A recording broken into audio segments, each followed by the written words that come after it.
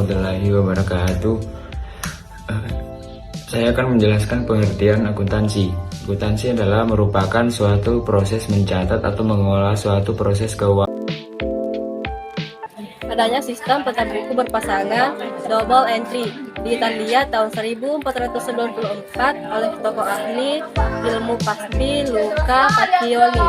Dalam buku karangannya yang berjudul Summa de Arithmetica Geometrica Proportioni et Proportionali, sehingga dia disebut sebagai bapak akuntansi atau the father of accounting.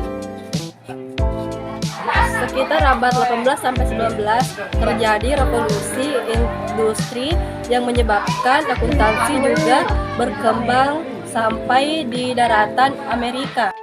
Saat itu sistem akuntansi lebih dikenal dengan nama Anglo-Saxon, menggantikan sistem kontinental.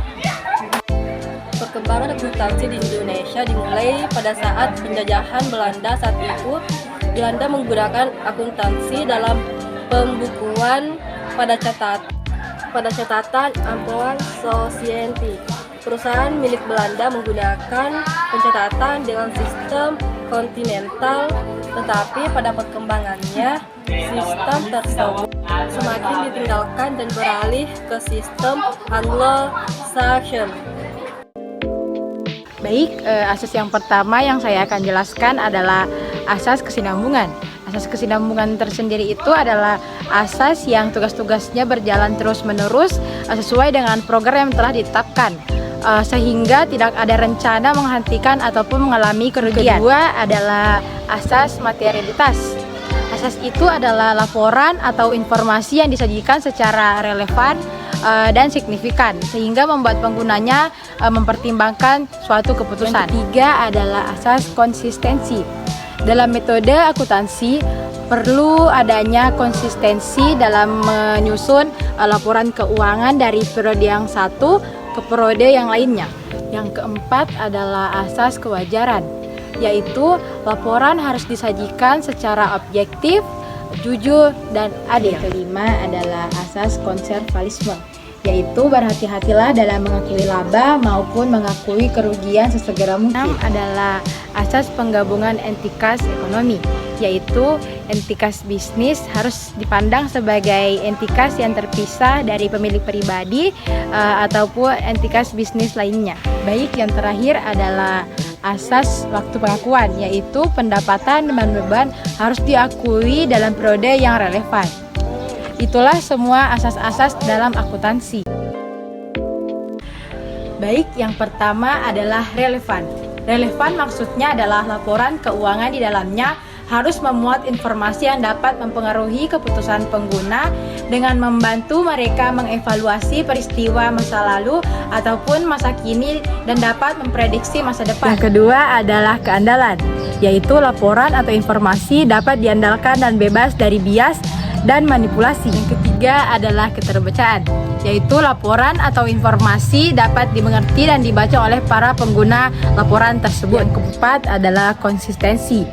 Laporan yang digunakan harus konsisten dari periode yang satu dan ke periode yang lainnya. Yang kelima adalah materialitas, yaitu informasi ataupun laporan yang digunakan dapat mempengaruhi keputusan dari para pengguna laporan tersebut. Komparabilitas, yaitu informasi yang digunakan harus memiliki perbandingan dalam periode waktu yang berbeda agar dapat memudahkan analisis dan evaluasi kinerja bisnis. Dan yang terakhir adalah netral. Itulah semua kualitas informasi dalam membuat laporan keuangan.